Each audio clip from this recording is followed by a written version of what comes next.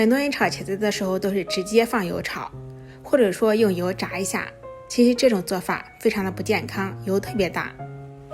今天分享一下炒茄子的正确做法，不用先放油，也不用过油，炒出来的茄子不吸油不发黑，入味又好吃。首先把茄子洗干净，再滚刀切块，切好之后放入一个大盆中，加入像平时炒菜一样多的盐，再用手充分的抓拌均匀，腌制10分钟，放在一边备用。趁着腌茄子的时候来准备一些小料，2根小米椒切成圈，1小段大葱切成末，几瓣蒜也切成末，再切2片生姜，先切片再切丝，最后也切成末，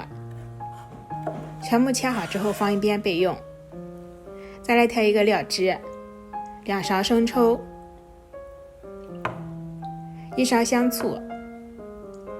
，1小勺蚝油，1点白糖，还有鸡精，最后加点胡椒粉，再加半碗清水，最后再少加几滴老抽调一下颜色。茄子腌好之后，我们用力把它给挤干水分，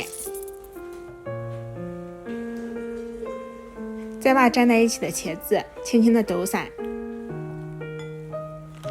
再少加一点点淀粉，把它搅拌均匀。茄子加入淀粉之后，这样炒出来更滑嫩，而且不吸油。搅拌均匀之后，我们先放在这里备用。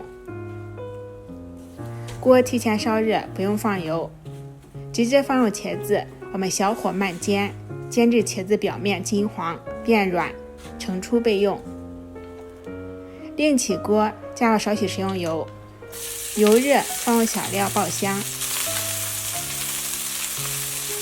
再放入茄子翻炒均匀，然后放入调好的料汁，小火煮1分钟左右，把茄子煮至浮透。